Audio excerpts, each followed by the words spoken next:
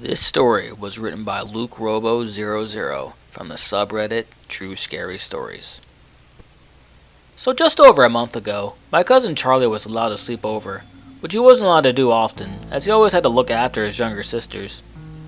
My parents were out, so it would just be me, Charlie, and my younger brother Grady. He stayed upstairs while Charlie was here. I made a deal with him. He could stay awake as long as he wanted, just as long as he left me and Charlie alone. Charlie and I did the usual stuff, eating food, watching movies, and playing video games. And at around 12:30 a.m., Charlie was fast asleep on the long sofa as we were sleeping in the living room. Since he was taller, he got the bigger sofa, leaving me with the small, uncomfortable one. After a while, I realized I wasn't getting to sleep anytime soon, so I turned the TV back on to see if there was anything to watch, and nothing too great, really. The back door leading to my garden was connected to the living room. It had glass windows on it, so I could easily look outside. If it wasn't so dark, and if I hadn't already closed the blinds that covered the door. After about a half an hour watching TV, I began to hear light taps on the back door window. I thought nothing of it, probably just the wind. After a while, the tapping stopped. I then just lied there until I began drifting off to sleep. I was only awoken by a gentle breeze. I lifted up slightly, wondering where the sudden cold was coming from, until, to my horror, I looked over to the back door, which was open. The blinds had been forcibly pulled off from the ceiling. I began to realize that I hadn't locked the back door. I crept over to Charlie and quietly shook him awake. "Charlie! Charlie!" I whispered, hoping not to notify whoever was in the house that I was awake. After a short while, he slowly lifted up and batted his eyelids. I covered his mouth so he didn't make a noise. "There's someone in the house," I whispered to him. The panic was clear in my voice. We both got up and slowly tiptoed up the stairs. I began to regret not grabbing a kitchen knife or any weapon to defend myself. We looked into my little brother's room. It was illuminated by the TV. He was fast asleep. We checked the bathroom. No one in there either. We then walked over to my parents' room.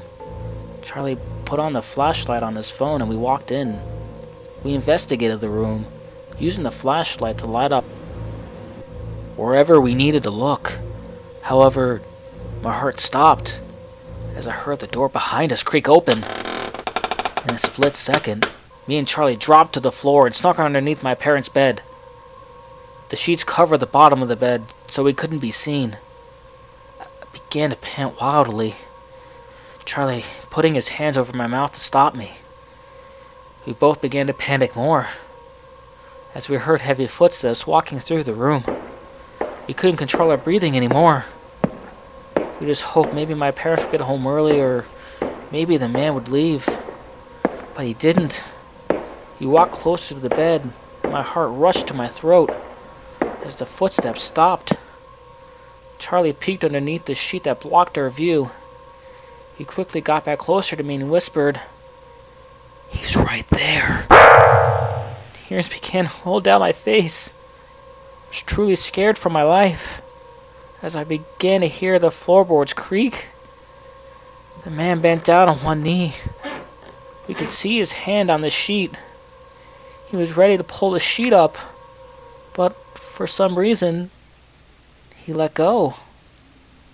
He walked away from the bed, and we heard him walking down the stairs. We only then realized the door was knocking, and we emerged from under the bed. We went to look outside. We saw blue lights of a police car flashing. We only later found out that our neighbors had been smoking in the backyard when they realized someone had climbed over the back gate, so they called the police. After a check on the premises, the police made sure the man was gone. I could tell Charlie felt relieved. But I couldn't stop thinking about what would have happened if our neighbors decided to have an early night. Thanks guys for checking out this video. If you liked the story, check out the direct link in the description below. You can like and share this video along with commenting. Has something like this ever happened to you?